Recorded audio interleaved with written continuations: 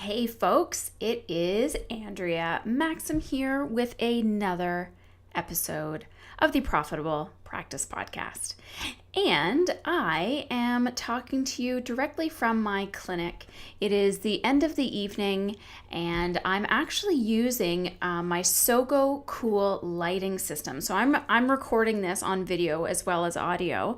And my birthday was a couple weeks ago, and I really wanted to try some new ways to start recording better quality video. And because my business is so mobile, I never know when I'm going to be doing a podcast. I don't want to be carrying my lighting around with me. I decided to buy this cool little attachment.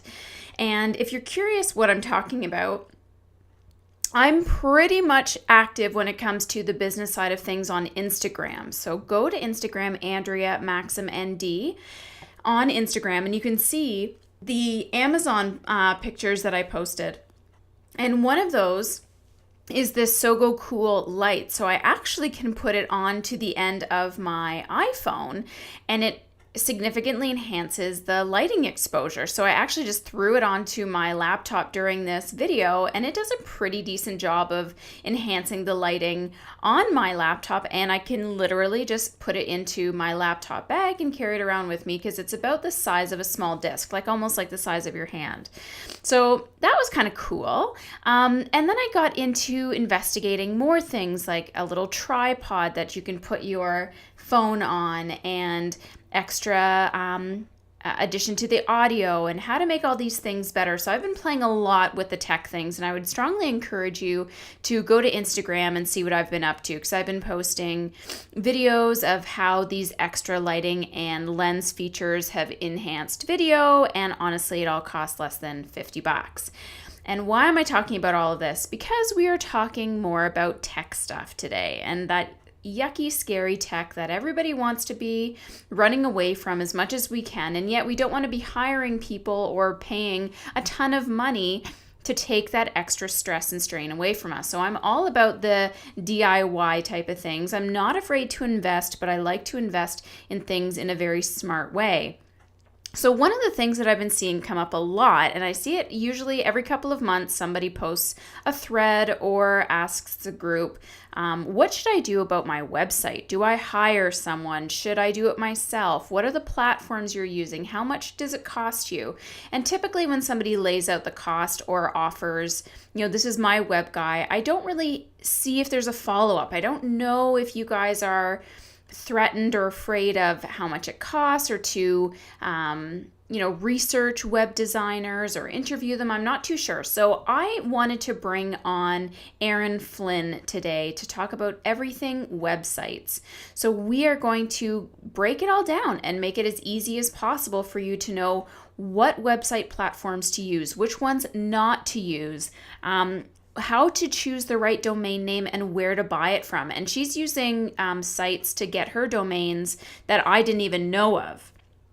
So I was just familiar with GoDaddy and WordPress, but Erin, of course, being that this is her wheelhouse, suggests some really awesome alternatives for you to do. She also talks about exactly how to break down the website and what are the most common tabs that we are not doing appropriately and using appropriately, and really what the whole premise of our website is. And this is something that my website guy asked me. He's like, what do you want your website to do? And I think the easy answer, and the least capitalistic answer would be, I want it to look good. I want people to come here and learn. I want people to read my blogs. But the answer is you want your website to make you money, whether that's directly or indirectly. Directly being you have an online site and you have things to sell directly off your website. Indirectly, you want people to come into your office and become paying patients. So we really have to kind of understand that that's what the website is there for. It's not to fluff you up or boost your ego. It's not there as a learning piece for people to just learn about you. You want them to actually take action. And so often we muddy all this up with all kinds of information and not really talking about ourselves properly, which, of course, as healthcare practitioners, we suck at the most, because that's not what we were trained to do. That's not what we wanted to do when we created our business. We wanted to help people. but we also need to create a profitable practice. So I will be getting on to the interview with Erin very shortly, and I do hope that you take notes because it is literally step by step. This is what you got to do, and then you just have to execute it. So before we get to the interview, let's just take care of the sponsor for this podcast. It is my 7-day detox program. This is something that I created in my own practice right from the get-go. I went to a 48-hour nutrition course, and this was one of the protocols that was taught at this course, and I immediately implemented it into my practice that very next Monday and had my first patient. I said, you know what, I just happened to learn about this protocol. Do you want to try it? She was coming in with severe gut problems. She was having a lot of diarrhea. She knew that there's probably food that was bothering her. She didn't know what food that was. So I put her on my 7-day detox protocol. At the end of the week, she had never felt so good. She had felt better than even prior to having all these symptoms develop. We identified what her food sensitivities were, and that was wheat and dairy, just by reintroducing them after that week, and she became a lifelong patient. So this is why I put that protocol and program together for you that breaks down everything for you, exactly what people this is great for, what my protocols are that I've used and still use to this day. And it is, a game changer for a lot of patients, and it gives them a really quick win. And that's what we want to give them, especially when we first meet them. That's how you're going to get patients back in your office, and becoming lifelong patients is giving them those quick wins. So if you want to check that out, it's maximizedbusiness.ca/7 day detox program, and you can check that out. But let's get on to how we can actually get people onto our website, either onto our list or into our offices, and doing it the smart way on a relatively small budget too. So let's start talking to Erin. Hi, Erin. Thank you so much for being on the show. And today I'm so thrilled to have you on the show because we are talking about everything websites. And I see this question coming up so often from naturopathic doctors on different feeds that I'm a part of where, how do I make a website? Is it possible for me to do it on my own? Who knows a good web developer? Does it have to cost like $5,000 to create a good website? So these are all the things we're going to be talking about, and I can't wait. But before we jump into all of that stuff, Erin, please introduce yourself and kind of explain your background and how you got into this whole realm of web development and web design. Yeah, thank you so much for having me on. I'm excited to chat about this. I actually started making websites in 1999. I was 13 at the time, and my dad took me to a front page class. So some people, who were messing around with Microsoft Office in the 90s may have been familiar with front page. And it was just like one of those weekend things, learn how to make a website. My dad's like, Erin will probably like this. So I went. I got totally hooked, and from there I learned how to actually code my own sites. I became interested in WordPress later, so it's been about, 18 years now that I've been making websites, although I have only been doing it professionally full-time since 2012.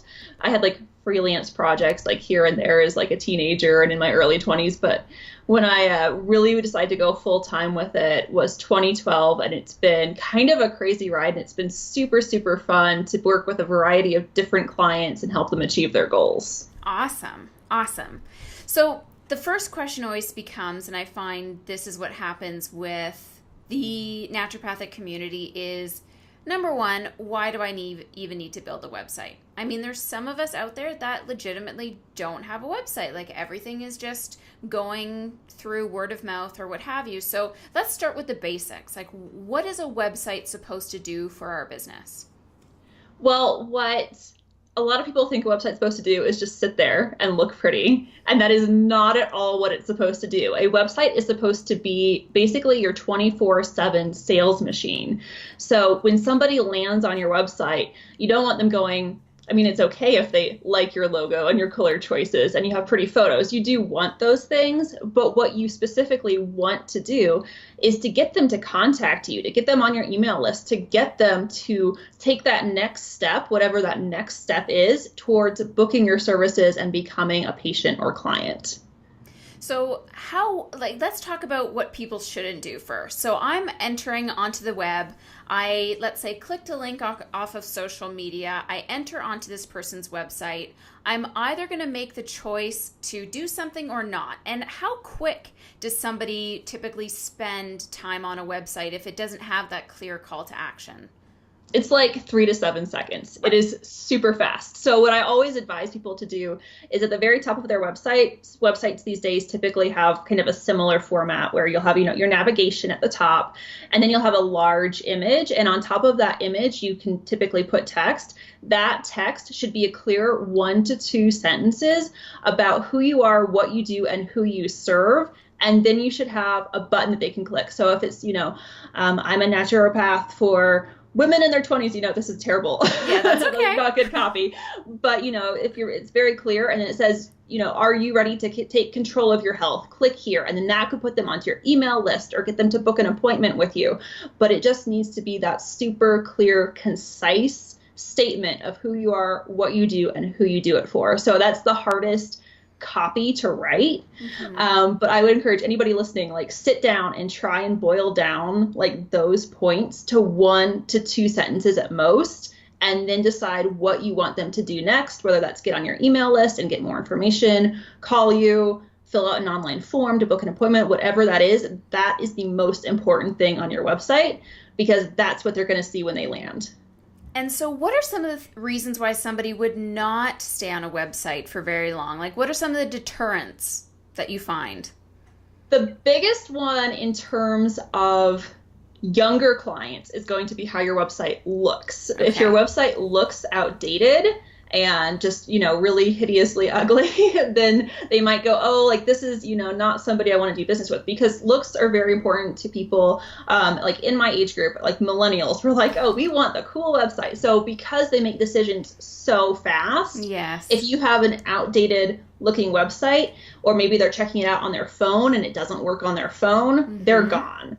Now, the next thing though is, if you have a good design, you can still lose clients like crazy, and this happens a lot. And it's because you're not clear. You're offering too many different things. You're confusing them about what it is you do. You don't want them signing up for your email list and calling and filling out this form and downloading your ebook. It's just too much. So just choose one thing at the very top, and that is should be your focus. I tell every client, what is your most important goal that you want to accomplish, and your website should all be geared towards that one singular goal.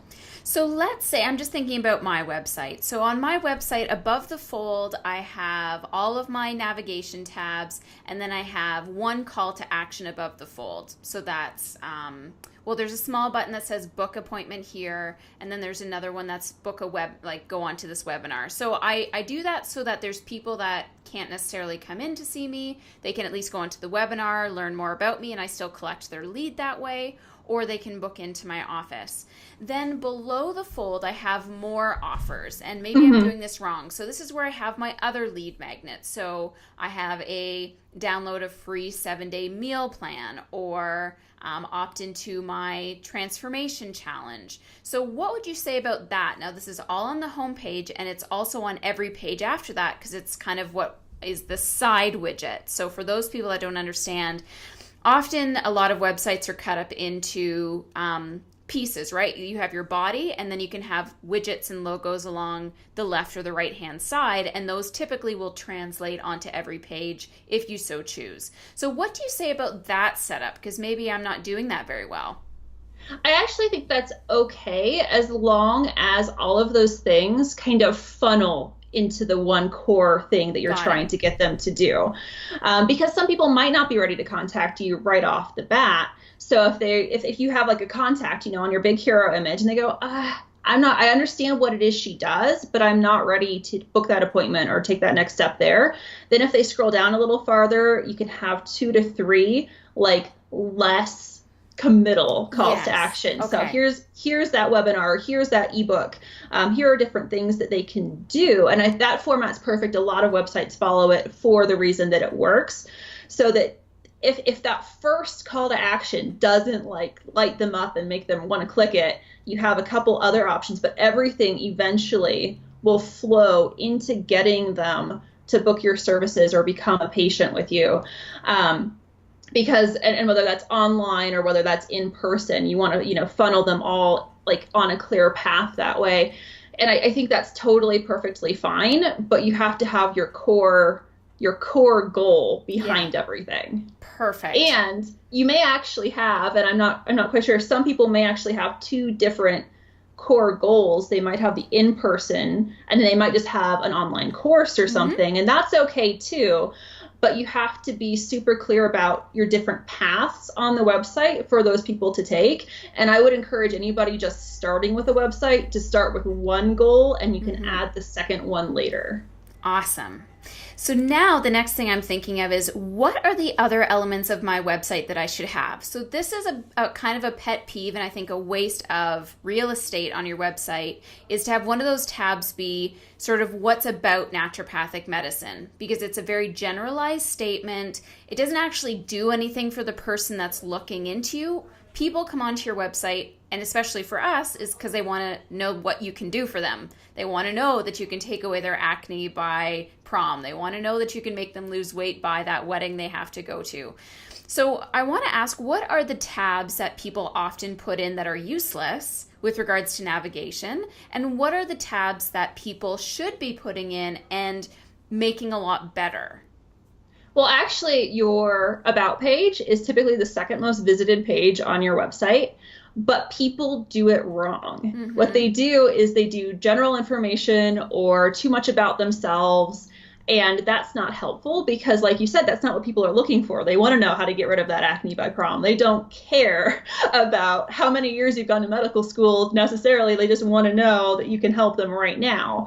So while of course you want to have authority and mention things about yourself, the goal of your About page is to explain how you help your patients. So if you have like maybe different things, so maybe you have, how to get rid of acne in a certain amount of time, maybe that's a download or an opt-in, you could have that along with a how to lose weight opt-in on your About page.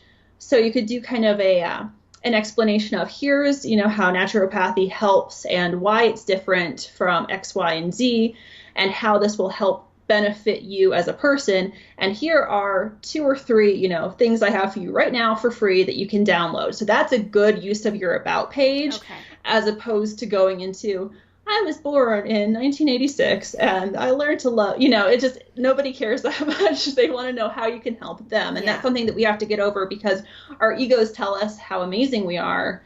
But that's not what your clients want. They want to know how you will help them be amazing. Right. So I would keep your About page, but I would make sure that it's helping your patients, and I would make sure that it flows into a funnel of some sort. So if you have free downloads, put those on there. And then depending on like what your offerings are, that's going to be probably your 3rd most visited page on your website, maybe your blog as well if you blog regularly, and then a way to contact you. And honestly, having more than 5 things in your navigation menu is typically too much. Okay. I would keep it to 5 or fewer because when people have too many options, they don't make a decision. So choose the ones that make the most sense. And then in your navigation, put them in the order that people should progress through your website. So if they should go to your About page next, put that. And then at the end of your About page, you can put a link to the next page that they should visit. So they scroll all the way down, they read your About page, and they go, oh, I want to see what services she offers. And here's a link right there. They click it and they see your services. Perfect. And so that just makes them flow through the website in a way that makes sense. That's so brilliant. So now I want to talk about developing the website. So this is the question that, of course, everyone asks is, how can I do it on the cheap? Should I hire a web developer? Should I pay thousands of dollars in order to do this? So I'd love to hear your thoughts on, well, let's just start out with what are the most used platforms to create a website on if you wanted to do it yourself? WordPress is one of the most popular website, content management systems out there. I believe it powers it's over 25% of the web right now. So it's a huge amount of people are using WordPress for good reason, because it's super flexible. It can do a lot of things. That said, it's a very intimidating platform to get started on for a lot of people. There are some companies that make it easy, like you get hosting and then you can install WordPress very easily with 1 or 2 clicks. Those are, as a developer, I know those are not the most secure installations, and I kind of don't recommend them all of the time.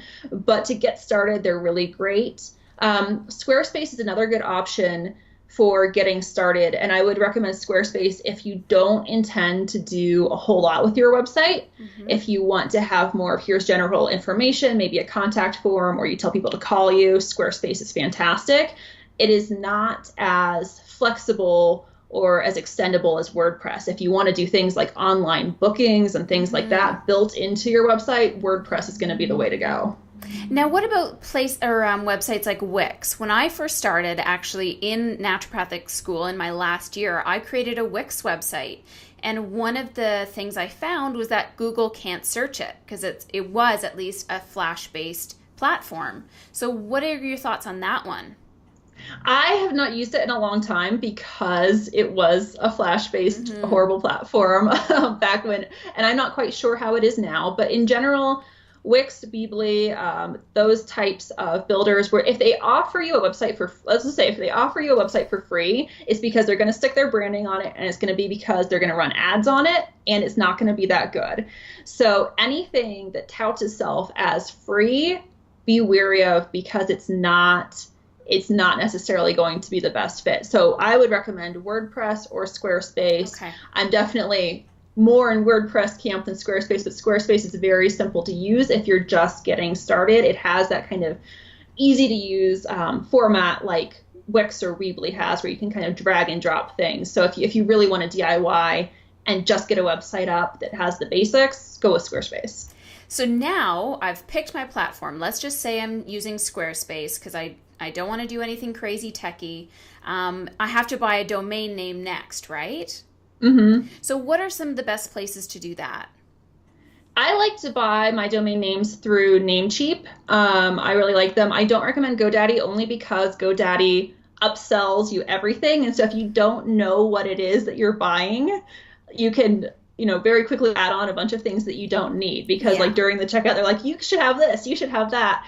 And Namecheap doesn't do that. But you do, no matter where you register your domain name, get the domain name and get what is called WHOIS privacy protection, because otherwise, when you register your domain, you legally have to put your name and your address and your phone number out there, which means that information becomes available to all sorts of companies who then send you tons of spam and call you, and it gets crazy. So spend the extra $10 a year, or sometimes it's as low as $2 per year, and just get that privacy protection. Because even though you're probably putting your company information in, you don't want a bunch of spam phone calls. Yes. You just don't. That must be where they're calling me from. Because I'm always so curious. I'm like, how are these people finding me? And, selling me SEO services and stuff. I'm just like, there's so many robots out there that I just have no idea about. Now, exactly. With regards to that, I often will always be curious, what domain name should I be buying? Like the .com, the .org, the .this? What do you think? So people just naturally type in .com. So if you can own the .com, that is always going to be better than any other extension that you can get. So I would try and get a .com whenever possible. It's not always possible. Sometimes it's taken, in which case, if you're brand new to business and you haven't settled on a name for your business yet, you may consider slightly changing it so you can get a .com, or you can look at other extensions. However, sometimes it can get super, super confusing for people. And so if somebody has the same type of business and it is the .com and they registered it first, they may also have a trademark on the name. Oh. So if it's not your name, .com, if it's, a name that you've invented, that's kind of a warning sign that you might be getting, a trademark infringement letter in the near future if you register a .net. So that's something to be aware of. So I would always encourage the .com, and if you can, if not, a .net is typically really well recognized as well. But there are so many different options nowadays. just as long as you are very, very clear in all of your branding that you have something other than a .com, you can be okay. But you have to make sure that you emphasize that, especially if you have clientele that's maybe a little bit older and they don't know what a .io is, or they don't know, what a .cc, like there are all sorts of crazy things. So I would just, like I said, stick to the .com if you can. .net would be my next choice. And if you can't get either one of those, consider either shortening your name or something that you can, at least with the domain name, could be modified so that you can get a .com. So we have the domain name, we have the either WordPress or Squarespace. Do we also then need to buy a hosting package as well? Well, with WordPress you do. So this is where WordPress is very confusing, and I wish they would make this clearer and change the name of one of them. There's WordPress.com, which is their free platform where you're very, very limited, and I do not recommend WordPress.com. But WordPress.org is the open source platform where you can add all these plugins and extensions and do whatever you want, but you do need to buy separate hosting. Now, you can get your hosting and your domain name typically in one place, so that's Namecheap. I don't recommend GoDaddy for hosting. They tend to be a little bit buggy with WordPress. Okay. But there are plenty of hosts out there. I really like SiteGround for WordPress hosting. But you would need to get that hosting package. It typically costs, between $4 to $5 to up to $15 to $30 per month, depending on, how many visits you get and all of those kinds of things. You can typically start off with like a $5 a month package. So, you're spending like $60 a year. It's not that big of an investment. Now with Squarespace, you get hosting included. You can also register your domain name through them, but I don't recommend that in case you ever want to move off the platform because it's a hassle to move it. So I would not do your domain name through them. But with Squarespace, you get the hosting and you get basically the website builder all in one. So that's kind of nice, especially if you're new to things, to get started with that. So then you don't have to do separate hosting. You just register your domain, you hook it up to Squarespace, and you go. Now, the next question comes, should I do this all on my own to save a few bucks, or is it in my best interest to hire someone? And what are kind of the ranges we're looking at with regards to, hiring someone and having it still be good quality, knowing that we don't want to spend $10,000 on a website? So you can do it on your own, but I would recommend that you hire someone. And that's not because I'm a web designer and developer. It's because there's so much strategy and thought that goes into building a website and making sure that you get that flow right, that you get those things going so that people sign up for things, and you don't have time to learn all of the marketing and strategy behind it. I mean, if you have the time to go take, like 5 web design classes and learn how to do some coding, and it's a fun hobby for you, then, go for it. But most people are running their own business, and you don't have time to learn a whole other business just so you can get your website online. That doesn't really help. And so people often are like, why is it so expensive? Even if it's just like a drag and drop on Squarespace, it's because so much thought goes into how to get the flow right to convert visitors into clients. And so you're not just buying code and graphics, you're buying something that will help you get more clients and more patients. So that's what you're paying for. And that can be a really big range kind of based on the platform. WordPress does tend to be more expensive because you can do more with it. So a WordPress website might cost more money because maybe you have a custom, booking form on it where people schedule their appointments into your calendar. So maybe that costs more money than Squarespace that doesn't have that option. So they can vary a lot. I would say for your first website, expect to spend probably $1,500 to $3,000, and you can get a good quality website on either platform for that, and possibly with some basic branding. So if you don't have, a logo with different colors, that might be a possibility within the $3,000 range to get branding, a website, and they should help hook you up to any if you're using MailChimp or ConvertKit or something like that and have a mailing list, they should be able to help hook you up with that, and that will get you started.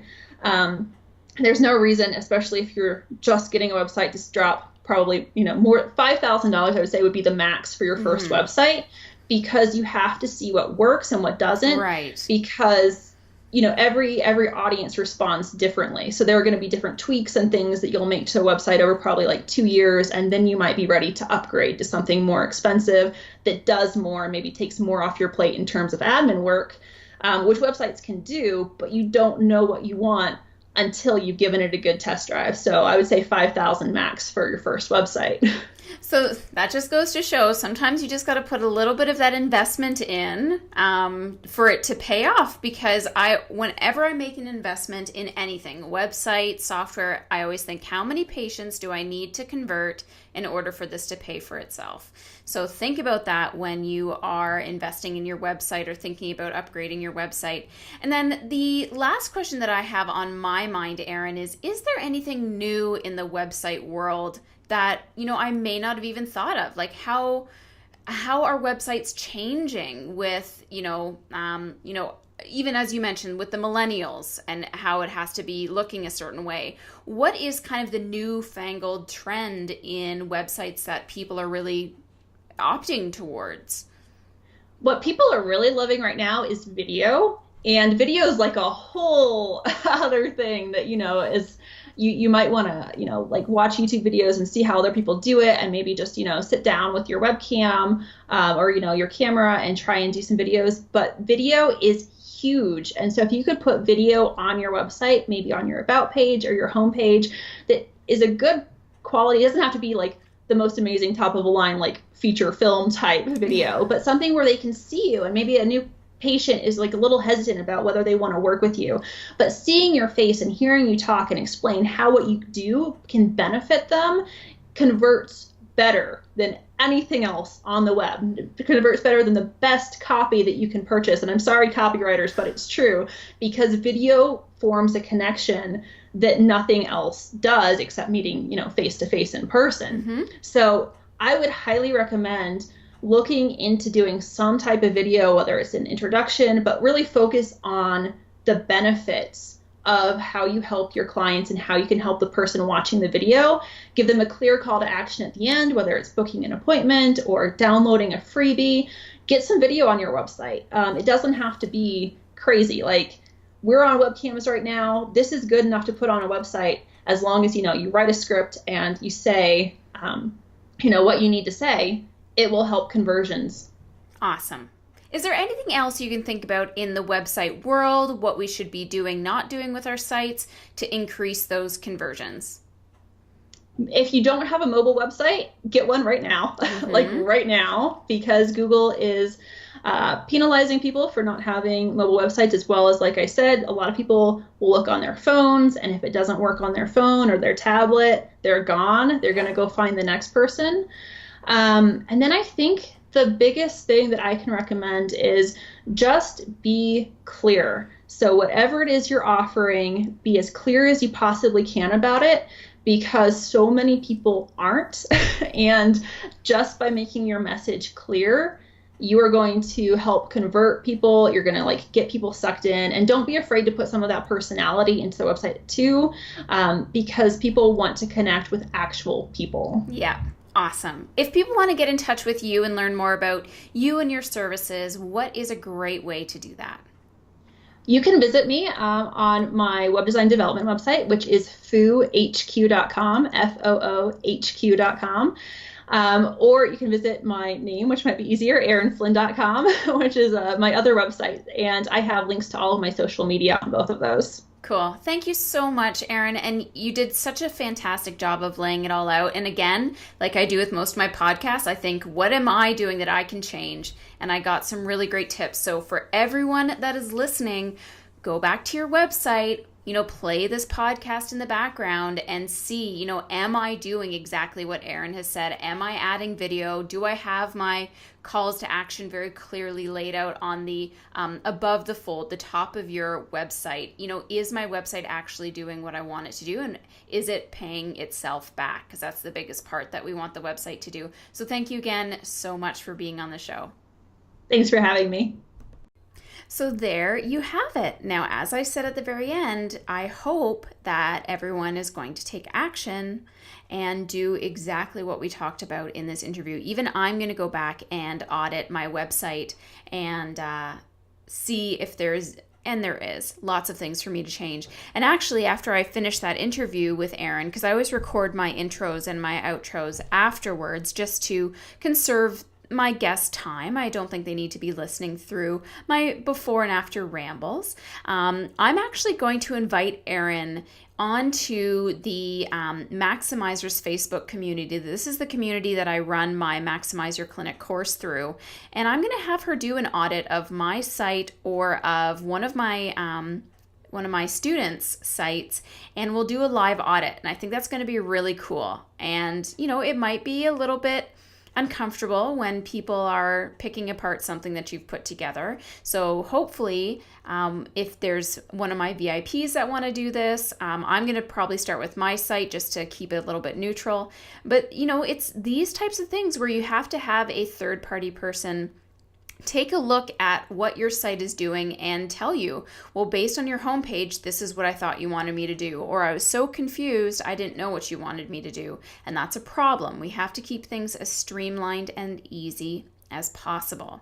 Now, if there is anything that I can do to help you, this is the time to contact me. So 95% of you have listened to this entire show. You're still listening to me now. And you're going to make those changes to your website someday. Someday when you book it in, someday when you have the time.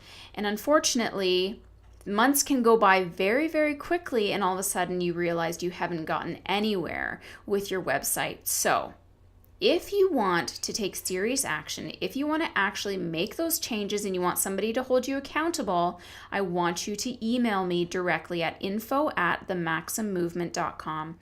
We will book a time and I will go through your website with you and we'll come up with a game plan, and I'm going to hold you to it. We're going to come up with, these are the steps that you need to take. This is what I would do. This is when I want you to get it done, and you're going to get it done. And you're going to get it done in a week instead of 5 months from now. So if that sounds like something you would really like help with, you would really like someone to at least hold you accountable. It doesn't mean that I need to tell you what to do or how to do it. Just hold you accountable. I want you to email me, info@themaximmovement.com, and we'll book that time to screen share and create that plan for you, because that's what I'm here for. I am here to help you take serious action. Of course, if there's anything else that I can do for you guys that are listening, let me know. Go to Instagram, check out all those cool gadgets that I've been using and the videos that I've been making. And other than that, guys, I hope you have an amazing week. I'll talk to you next time. I'm Andrea, and I'm out.